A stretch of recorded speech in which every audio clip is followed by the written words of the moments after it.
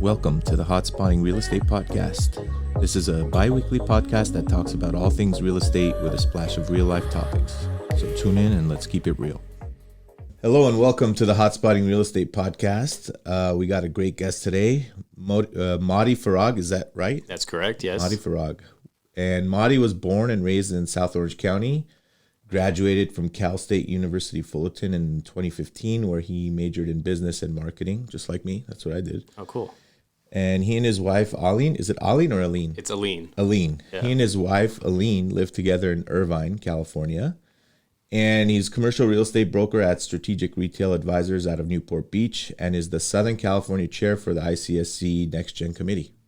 How you doing? I'm doing well. Thank you for having me on. I'm very excited. I've been well. How's the beginning of the year treated you, other than a bank collapsing and things like that? You doing all right? It's been a very big transition for us, leaving CBRE and moving over to Strategic Retail Advisors. So it was a lot and very hard, very tough decision. It was definitely the hardest decision I ever had to make in my life, but we're slowly settling in now. That's good. Give me some background on how you got into the industry, and then we could transition into, the firms that you're with. Cool, yeah.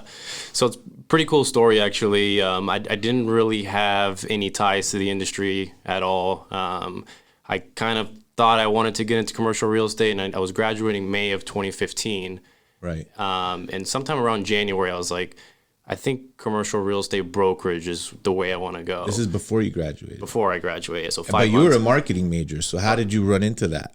Yeah, so I'll tell you that. So I talked to a broker who was doing industrial work and kind of picked his brain, and just the idea of brokerage I felt like really spoke to me. Was, you get to control how much money you make, you make your own hours, you eat what you kill. Yeah. I love the idea of that, and I've always kind of been very persistent type of person, a go-getter. So I thought brokerage could fit my personality. So once I landed on the idea of brokerage, I was like, okay, well, which type of brokerage? And I remember reading an article about the different type of brokers. It was like office brokers. Right. They wear suits and ties all day. They deal with high-level executives, CEOs. Industrial brokers work like tour warehouses all day and wear boots and polos. Retail brokers go to a conference every year in Vegas, and that's all you need to know. So I was like, oh, that sounds fun. I'll do that. Nice. But I was, majoring in business marketing, and I was studying, consumer expenditure, shopping pattern habits, all that, and was really interesting to me. So retail naturally made sense. Once I realized I wanted to do retail brokerage, and I knew I didn't really have a mentor in the industry, I didn't really know anybody, so I was like, the best way for me to get in is to go work for the biggest and best commercial real estate company out there, which obviously CBRE. Nice. So once I landed on the idea of CBRE, I was just focused on how could I get into that company. And I lived in Newport Beach, and there was the Newport Beach office. So I sent LinkedIn messages to HR, wasn't getting anywhere with that. I sent emails to people, nothing. I even dropped by the office, left my resume at the front desk, nothing. So I started reading more about that convention in Vegas, and at the time I had a part-time sales job doing outbound leads for selling business maps. Okay. And so I convinced my boss at the time to let me go to Good for you. I like that. ICSC Recon. Okay. And I'll never forget it. I was graduating from Cal State Fullerton on Sunday, March 21, and Monday, March 22 was ICSC Recon. So I got to go to that, and it was a student membership at the time, $50. Perfect. Yeah, so got in, and I was just laser focused on CBRE. How could I get into there, So I walk into the CBRE booth, and I remember I was just like wide-eyed, so excited. I'd never been anywhere like this before, and it was just really exciting for me. So not knowing anything, I was just randomly approaching people like, hey, I'm really committed to this industry. Like, any advice you can give me? Who can I talk to? And one guy led me to another guy, and one guy was like, you want to go talk to that guy right there? He's the man. And that was the head of retail at the time. His name was Anthony Bono. So he was the national retail lead. Oh, cool. And he told me, where do you live, all that. And I said, I'm in Newport Beach. And he's like, okay, well, you want to talk to Jeff Moore, who was the managing director of that office at the time. When I got Jeff's contact information, I went back home. I called Jeff. I left him a voicemail, and when I dropped Anthony Bono's name, nice. That's what led him to give me a call back. And I very assertive. I like this. Landed an interview and met my senior partner at the time, Barclay Hardy, that same day. And we hit it off. And 8 years later, him and I are still working together. We have a great relationship, and it's been a great ride. That's awesome. Yeah. Man. So you were there since 2015? Correct. Yeah. And now you transitioned to SRA. Yes. Okay. For those for whoever doesn't know about SRA, why don't you give a little rundown on SRA, what you guys do? Yeah, so SRA was started in 1998 by three partners: Wally Lindbergh, who's a big name in the industry, Jim Clarkson, Nelson Wheeler. Wally and Nelson were also at CBRE, and they spun off and started their own gig, and Jim joined them from Grubb & Ellis. So they do something very similar to what we do, more so grocery anchored shopping center, a lot of development. So the very similar product type, 90% landlord work, and they've just had their own small shop for 25 years and had a successful run. And so small big shop, we'll call it. Small big shop, yeah. And similar culture too, because they came from the big companies, and just the product that they work on, and it really aligned well with where we are in our lives, our personal lives and our professional lives, to make the switch. And it's exciting because where they are in their careers and where we are, it's kind of an opportunity for us to inherit something and put our own spin on it and run with it for the next 25 years ourselves. So it was hard because I love CBRE, I love the people there. Best years of my life there. I mean, I was 23 when I started and 31 when I left, and it was like I grew from just like a young kid out of college, and I learned how to be a professional there. Like the people there, they a lot of them took me under their wing and taught me like how to be a good broker and all that. So it was really tough, but I just figured like I don't have a kid yet. My wife's actually pregnant right now. We're expecting our first. Yeah. Congrats, man. Thank you. So it was just like an idea, like if I'm ever gonna take a big risk, this is the time to do it. And I gotta get out of my comfort zone because things were getting comfortable over there at CBRE. So I was like, I gotta try something new. So this was a good fit. So did you transition over with someone else from your team? Our entire team, yeah. So Barclay, Hardy, and myself. Oh, cool. Yeah. So we've been an exclusive partnership ever since I got started in the company. Nice. And we took Lauren Atkinson and Bonnie Barrio, who's internal facing support staff. Nice. Yeah. Nice. And how long have you been there now at SRA? How long has it been? 2 months. Yeah. Nice. And how's it going? It's great, going from this big corporate, 400-person office to an 1,800 square foot office of 8 people. It's different. But they got a bunch of good guys over there. They really do, and they know what they're doing, and they've created a great niche market, which is pretty big. And they are a smaller firm, but they're a big firm to me.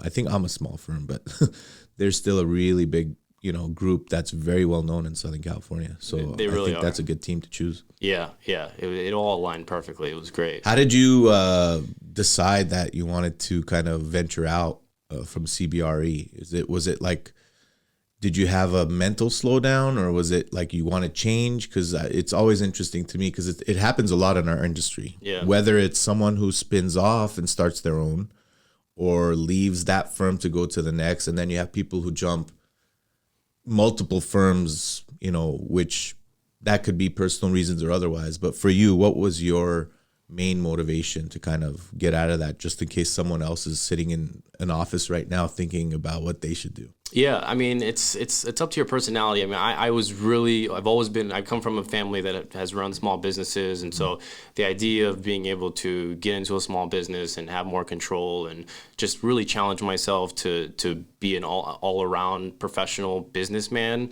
rather than just a salesperson as a broker. So I thought that, where I am in my life, taking a risk, taking a challenge, trying to become, a more well-rounded professional and take a risk like this was an opportunity where I felt like for the right company, it made sense. I didn't want to just leave to leave because, if you would have told me I would have been at CBRE for the next 20 years, I wouldn't have necessarily said no way, you know. But this was a good time to, especially when your wife is pregnant. It's a good time to just risk it all and let's go. Yeah. Well, I don't know if I would have done it a year from now, like if you might have been engulfed, Exactly. Yeah. And I don't know if I would have done it a year ago because we were just coming out of COVID and trying to build up the pipeline. So it was just, the timing was good. where I was in my personal life, where Barkley was in his life. Yeah. It's just kind of all worked out, and for the right company. It ultimately goes back to that. SRA was the right company to make the move for. Going as a team makes a lot of sense too, because you're still in your comfort zone of the team, Right. So that you're still relying on the same people.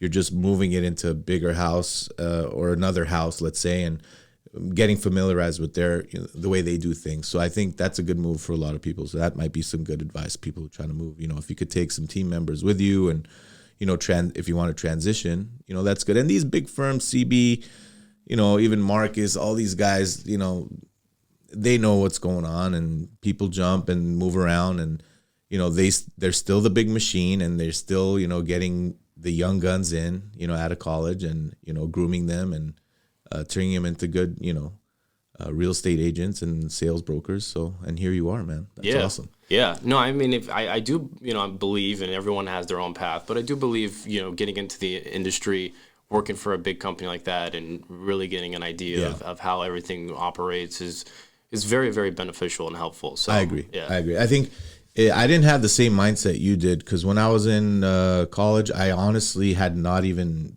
considered real estate. You were the opposite. It was already kind of in your mind a little bit. So I jumped into a family that had shopping centers, which was great. But had I gone into that side where I went into a CB or some other big firm, I kind of feel like I missed out on a lot of, procedural and things that you want to kind of learn how to do. So I had a little bit of a learning curve on my own. So I would agree that if you are trying to break in, getting into some of these big firms and getting a good mentor is the way to go. Totally. Yeah. And it's fun. I mean, I wasn't in a fraternity in college, so it's kind of like a frat over there. Yeah, so you start, and it was like me and 20 other young people that all started in the 2-year, 3-year span, and the events we were going to, it was just a lot of fun, and obviously COVID kind of put a stop to a lot of that, and so it was just it was a good time in life for sure. That's awesome. Yeah, man. yeah. Let's talk about the market right now, especially because you guys are, you came from CB, and SRA is pretty in tune. Where do you guys think the market's going to go towards the end of the year? What are you thinking? Well, I mean, I know it's a tough question. Yeah, I get asked it all the time, but I always like asking it too, just to see if everybody's feeling the same way. Well, in retail leasing specifically, I mean, right now, I think our biggest challenge is actually just vacancy is so low. I mean, we're, I think, 2%, and the spaces that we have that come available, we do actually generate a decent amount of activity on them. I mean, tenants are still touring, they're still making offers. Right. It's pretty impressive, and you keep thinking it's going to slow down, and it hasn't quite yet on the sales side for sure. I mean, you talk to them, and it's just it's slower than ever, or it has been in the last few years. So is a recession the worst case thing in the world that could happen right now? Maybe not, because we get a couple more spaces back. And, we need space. Yeah, it's really tight out there right now. Are you doing sales and leasing, or what are you doing more of? No, 99% leasing. I mean, that 1% is back when we were at CB, we'd team up with a sales guy and run it with him. Yeah. Yeah. Very cool. What kind of listings are you guys working on? Give me some examples, what SRA and what your team is kind of working on. If you want to pitch some listings too, that'll be cool. Yeah, grocery anchored shopping centers, neighborhood shopping centers is what Mostly I would say. Where? Orange County, Inland Empire. LA will do like Long Beach, 605 corridor area, but really that OC, IE kind of area. Daily need shopping centers. I really love that product just because you're working from the 900 square foot space all the way up to a 40,000 square foot anchor box. And so the versatility and the different types of people and brokers and tenants that you're working with, I mean, the range is awesome, you know? So dealing with a 900 square foot shop space, the person you're making a deal with there is totally different, and the deal process, the negotiations, it's all different. So I like being able to touch so many different parts of a deal, so I'd say grocery anchored shopping centers. A lot of ground up stuff, or is it existing product? Well, so when I first got in the business, I was actually really lucky to jump on Barclays' team, obviously, but we were doing ground up with the Regency centers. So okay, cool. We were just finishing up a project in Brea, the La Floresta, which is off Imperial, the Whole Foods anchored center. Yeah. And then simultaneously, we were just getting started on the ground up development of Village at Tustin Legacy, which is Kensington on the part of the district, right. Master Legacy. So that was really cool because I got in the business and I just started learning about ground up development from day one. And I was able to touch all these deals that were coming in at once. So it's like I was drinking out of a fire hydrant and learning so much so quick. So the whole development hat kind of played well, not just to Barclays' history in the business, but also SRA and everything they're doing in Eastvale and all their ground up development. So development is definitely a part of who we are and what we do, but obviously today in Orange County, there's just not as much vacant land. So, preferably, obviously, after the development's done, we keep the listing, we retain it, and then we're just plugging holes as they come. Yeah. What for the Inland Empire, as far as the activity goes there, what's the growth? What's the like hot shot, or let's say hottest tenant that's kind of growing out there, or what genre? Is it the drive-throughs? Is it the boxes? What's going on? Because I know there's a lot of different areas there too, so it's a tough question. But what's been coming on your desk more than often? What category? On my desk specifically, I would say restaurants, specifically Asian concepts that are run by Asian operators. Oh, okay. Like we do a lot in Chino Hills, and so it's really food is king, especially in the IE. Yeah. It seems like it always has been. I know it's all my tenants are food. I have a cake tenant and it's still food. Which tenant is that? Nothing Bun Cakes. Oh yeah, that's right. Yeah. So but we tried to make a deal in Long Beach. Remember that? Yeah. Food is king, and it's like no matter what region you go, I think it's all about food. And then there's some retail, but everyone I talk to is also saying food constantly. Yeah. So you're the Southern California chair for ICSC committee, Next Gen committee, right? Mm-hmm. Okay. Why don't you tell the listeners a little bit about Next Gen? Maybe some of them aren't familiar, and then maybe we could go into some of the events that you guys hold. Sure, yeah. So Natalie Pebbles, which everyone in our industry knows, she approached me 2016-17 about joining the Next Gen committee. And obviously, given my path with ICSC and, my history with that, I was like, yeah, love to. Yeah. So I joined. You owe it all. Yeah, exactly. Yeah. Yeah. So the best $50 I ever spent in my life. Yeah, it's a crazy story, to be honest with you. I mean, I can't believe that you thought about it and you're like, you convinced your boss, and then you went, and then you got into CBRE, and you're like, all right, I did it. It worked out. That's awesome. Cool. Yeah. So Natalie approached me, and I joined that program with her, and she was kind of starting to transition now to the next level within ICSC. So she had asked me if I wanted to kind of assume her role as the chair of Southern California. So I started really in 2016 or 17, and we've now done about 4 events. We lost COVID in 2021, but we did these ICSC local events in Orange County. We've had it in Irvine and Huntington Beach last year, and for whatever reason, our event is actually the most attended local event in the entire country. Oh, cool. Yeah, I guess second is Tampa Bay. And I think it just speaks to our SoCal region, like the brokerage community and the developers, the tenants. It's the camaraderie is so strong. And I think this particular local event is like, you just come, there's a 45-minute educational component to it. We've had some really big speakers. This upcoming one, on June 15, we actually have Beth Azor, who's going to be the moderator. On here. Yeah, I know. Yeah, exactly. So we tend to go after the biggest names we possibly can first, and that helps generate as much traffic as possible. And then we spin off the whole fun atmosphere, which is, we'll have like lawn games and an open bar, which is always Huntington helpful. Beach, right? Huntington Beach. That helps. Yeah. Sun. Exactly. Alcohol a little bit? Full bar. Yeah. That helps. That's what keeps them there. That might be a good reason why it's the number 1 or 2 event. I think so. Yeah. And it's in June, right? Summer? Yeah. Mm-hmm. Yeah, summer's fun, man. We've always call it like the summer kickoff party. That's cool. So it's a month after ICSC Vegas. So in the past, we're like, people are just coming back from Vegas. Do they really want to go to another event so soon? Of course, if there's, sun and beach and alcohol involved. Exactly. Sure a lot of people would love to come to that. Exactly, yeah. Yeah, but it's a great networking event. I've been to a few in the past. Next Gen's really cool. I think for people who are just starting out. But I think for guys who are just coming in and they're like wet behind the ears and they're like, what do I do? I mean, this is like ideal. Yeah. Just get out to the event and start talking to people and having conversations just about yourself, and I think you'll be okay. 100%. Yeah. That's awesome, man. Well, cool. There's this next part of my podcast where my daughter comes on and we ask you a bunch of questions so we could get to know you as an individual. Let's see what we got. Cool. Here's question number 1 with Alessandra Wants to know. What are some of your hobbies? So cute. So I love playing basketball. There you go. Yeah, watching basketball, playing basketball, being outdoors, going to the beach, hiking, spending time with family and friends. My parents, we have an ongoing tradition every Sunday. I'm one of 4 boys. I'm the youngest. We all go to my parents' house every Sunday. We'll watch games. We'll hang out in the backyard. So that's cool. Yeah.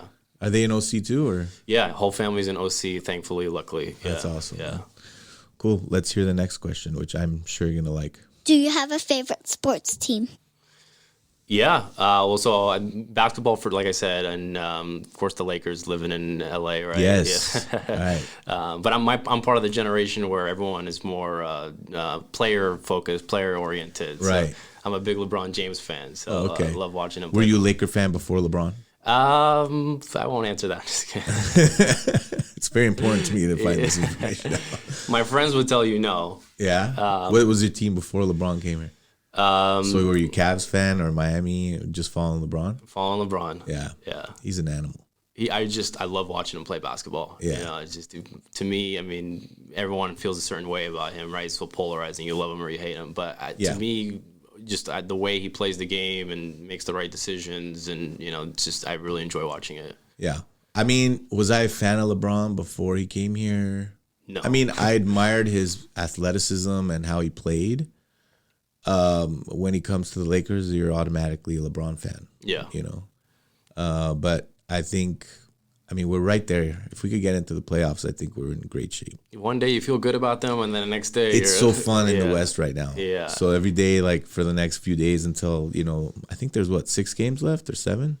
Something like that. Yeah, yeah. And tonight's game is a big one. So by the time this airs, they'll probably be over. We'll see who won. Right. Or maybe we'll add a little championship banner at the end. Who knows? Yeah, yeah. You've always been a big NBA fan, or? Big NBA fan. I played basketball in high school, and I was a diehard Laker fan since I was a kid. I won a raffle when I was like 12. Lakers versus Celtics at the Forum. Whoa. That was like Magic Bird game. Nice. Yeah, and which was like amazing for me. I had never been to a Laker game. But I've always been a Laker fan, and I'll always be a Laker fan. So it's always good when my guests come and say Lakers. I don't know if you listen, but Brad Umansky said Clippers, but I let him go. That's a tough one. Yeah. Let's hear the next question. What is your favorite food? Mediterranean food. Here we go. Yeah, so kebab and kofta and rice and salad. We speak the same language there. Yeah, what's your background? My family is from Egypt. Oh, okay, great. Yeah. So when you go home on Sunday, it's amazing food, I'm guessing. So we go to my parents' house once a week, and then we go to my wife's house, parents' house once a week, and her family's Syrian. Oh man, so that's a great blend. Yeah, and her family cooks really well too. So yeah. It's 2 days a week we're eating good. That's amazing. Yeah, my mom's family is we're Armenian, but we're from Syria. Oh, okay. Small town there, but yeah, the food from that part of the country is just, you can't say no to it. Yeah, I could have it every day. It's that kind of food. It's dangerous. Yeah, no one says, "Oh, not again." No, I'll have it all day. Yeah, totally. That's awesome, man. All right, let's hear the last question. If you can live anywhere in the world, where would it be? So wherever my family is. Good answer. But if I could move my family anywhere, I love Orange County. It's a great place. Yeah, it's a great place. So you always want to be grateful for where you are. I do like the idea of Florida. I like Miami. I think that would be really cool to live there. If LeBron and Bronny go back to Miami, maybe you can move out there. Take my talents to South Beach. We're going to South Beach. Yeah.